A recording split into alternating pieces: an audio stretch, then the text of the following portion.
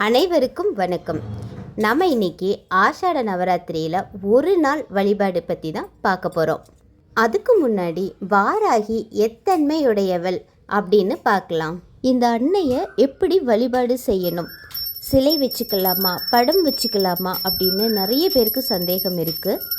அது அவரவர் விருப்பம்தான். நம்மளால் ஒரு சிலை வாங்கி அந்த சிலையை பராமரிக்க முடியும் அப்படின்னா வச்சுக்கலாம், அல்லது ஒரு படம் வாங்கி வச்சுக்கலாம் அப்படின்னு நினச்சாலும் பண்ணிக்கலாம். இது எதுவுமே முடியாதுங்க அப்படின்னு நினைக்கிறவங்களுக்கு ஒரு விளக்கு வச்சு அந்த விளக்கையே வாராகி அம்மனாவும் நாம் வழிபாடு செஞ்சுக்கலாம். வாராகி அன்னையை வீட்டில் வழிபாடு செய்யலாமா, அவள் படைத்தலைவி உக்ர தெய்வம் ஆயிற்றே அப்படின்னு நிறைய பேருக்கு சந்தேகம் இருக்குது. நம்ம பசங்கக்கிட்ட அவங்க ஒரு தப்பு பண்ணும்போது நம்ம அவங்கள கண்டிக்கிறோம். அப்போ எப்படி கோபமாக தான் அவங்க முன்னாடி தோன்றோம். அதற்காக எப்போதுமே நம்ம கோபம் அப்படின்னு எங்கள் அம்மா எப்போதுமே கோபமானவள் அப்படின்னு அவங்க நினைக்கிறாங்களா? இல்லை இல்லையா? அதுபோல தான் அன்னையும் பக்தனிடத்தில் அம்மாவாக தான் அவள் இருக்கிறாள். இவளை படம் வைத்து அல்லது சிலை வைத்து அபிஷேகம் ஆராதனை செய்து தான் வணங்கணும்னு இல்லைங்க. ஒரு விளக்கு ஏற்றி வச்சு என் மேலே எந்த தப்பும் இல்லை, எனக்கு இந்த மாதிரி ஒரு பிரச்சனை இருக்குது அப்படின்னு நம்ம மனசார அந்த அம்மனை வேண்டுனா அடுத்த நிமிஷமே நமக்கு அதுக்கான ஒரு பதில் கிடைக்கும். அதுதான் வாராகி. இதை எனக்கு உணர்த்தியவள் அன்னை வாராகி தாங்க. அதுக்கப்புறம் இந்த அன்னையை வழிபட்டால் நமக்கு எதிரிகளே இருக்க மாட்டாங்க. எதிரிகள்னால் யாருங்க? நம்ம கூட சண்டை போடுறவங்க நமக்கு எதிரி.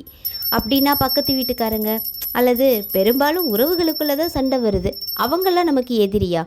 இல்லை. ஒரு சிலர் பேசும்போதே சொல்லுவாங்க, என்னோட கோபம் தாங்க எனக்கு முதல் எதிரியே, அன்னைக்கு நான் அப்படி பேசாமல் இருந்திருந்தேன் அப்படின்னா இந்த பிரச்சனையே வந்திருக்காது அப்படின்னு சொல்லுவாங்க இல்லையா? அதுபோல் என்ன எடுத்துக்கிட்டிங்கன்னா என்னோடய சோம்பேறித்தனம் தான் முதல் எதிரி. இந்த சோம்பேறி இல்லை அப்படின்னா நான் சுறுசுறுப்பாக என்னோடய வேலையை பார்ப்பேன் அப்படின்னே நான் சொல்லுவேன். இதுபோல் நமக்குள்ளே இருக்கிற அந்த எண்ணங்கள் இந்த எதிரிகளை போக்குவதும் அது மட்டும் இல்லைங்க. ஒரு சிலர் சொல்லுவோம், எந்த பிறவியில் என்ன வினை செஞ்சனோ இப்போ இவ்வளோ கஷ்டப்படுறோம் அப்படின்னு. அதுபோல் நமக்கே தெரியாமல் நமக்கு முன்னாடி செய்த அந்த பாவ வினைகள் அனைத்தையும் அதை எல்லாத்தையுமே நீக்கிறவள் தான் வாராகி. நமக்கே தெரியாமல் நமக்குள்ளே இருக்கிற வஞ்சனை, பொறாமை அப்படிங்கிற அல்லது நம்மை தொடர்ந்து வரக்கூடிய அந்த வினைகள் இது அனைத்தையுமே எதுவுமே இல்லாமல் செய்யக்கூடியவள் வாராகி. நம்முடைய வாழ்க்கையில் நமக்கு தைரியத்தையும் தன்னம்பிக்கையும் தரக்கூடியவள் வாராகி. இந்த அம்பிகையை ஒரு விளக்கு ஏற்றி வச்சு இந்த விளக்கில் எழுந்தருளு அப்படின்னு சொன்னால் நம்ம முன்னாடி வந்து ஒரு குழந்தை போல அமர்ந்திருப்பவள் வாராகி. வாராகி அம்மனை பஞ்சமி, அஷ்டமி, அமாவாசை, பௌர்ணமி போன்ற நாட்களில் வழிபாடு செய்யலாம். ரொம்பவே விசேஷமானது. இந்த அம்மாவுக்கு பகலில் நம்மளோட வழிபாடு செய்கிறத விட இரவு 6 மணிக்கு மேலே இந்த அம்மாவை வழிபாடு செய்வது அப்படிங்கிறது ரொம்பவே சிறப்பு. எப்போதும் நவராத்திரியில் 3ஆவது நாள் வாராகிக்குரிய வழிபாட்டு நாள். அது மட்டும் இல்லாமல் ஆஷாட நவராத்திரி அப்படிங்கிற இந்த நவராத்திரியின் 9 நாளுமே நம்ம தேவிக்குரிய வழிபாட்டு நாள் தாங்க. இந்த 9 நாளில் நம்மளால் வழிபட முடியலை அப்படின்னு நினைக்கிறோம் அப்படின்னா கடைசி இறுதி நாள் மட்டுமே நம்மளோட வழிபாடை செஞ்சாலும் அந்த 9 நாட்கள் செய்த பலனை அடைய முடியும். அதுதாங்க, வியாழக்கிழமை காலையில் இருந்தே அஷ்டமி திதி இருக்குது. பிரம்ம முகூர்த்தத்திலேயே விளக்கு ஏற்றி வாராகிய வழிபாடு செய்து அதே நாளில் இரவும் அதே வழிபாடை நம்ம தொடர்ந்தோம் அப்படின்னாலே நம்மளால் இந்த நவராத்திரியோட 9 நாள் பலனையும் பெற முடியும். இந்த நாளில் வாராகி மாலை பாராயணம் செய்யலாம். இதில் 32 பாடல்கள் இருக்குது.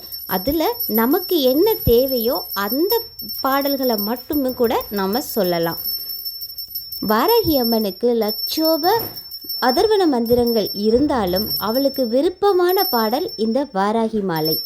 ஒரு பாடலுக்குமே தலைப்பு கொடுத்து அதில் 4 லைன் வரும்.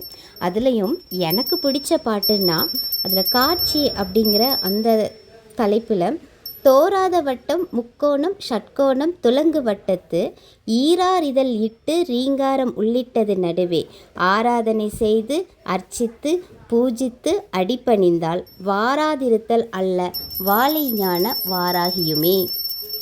இந்த பாடலை பாடி நம்ம முன்னாடி அம்மாவை உட்கார வச்சுட்டு நம்மளுடைய பிரார்த்தனை எதுவாக இருந்தாலும் நம்மளுடைய பிரார்த்தனைக்கு செவிமடுப்பாள் வாராகி. இவளுக்கு விருப்பமான மலர்கள் சிகப்பு நிறத்தில் இருக்கக்கூடிய செம்பருத்தி, அரளி இது போன்ற மலர்களும், விருப்பமான நெய்வேத்தியம் கிழங்கு வகைகள், உருளைக்கிழங்கு, சக்கரவள்ளி கிழங்கு, மரவள்ளி கிழங்கு, செவ்வாழை பழம், மாதுளம்பழம் போன்ற நெய்வேத்தியங்களையும் படைக்கலாம். கருப்பு உளுந்தினால் செய்யப்பட்ட வடை அவளுக்கு மிகவும் விருப்பமான நெய்வேத்தியம்.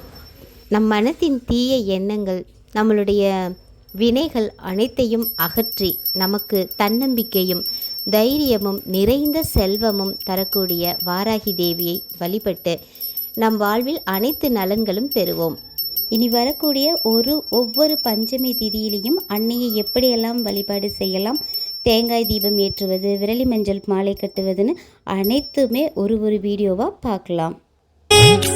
துதிக்க துதிக்க துன்பம் யாவும் பறந்தோடுமே, நெஞ்சில் பதிக்க பதிக்க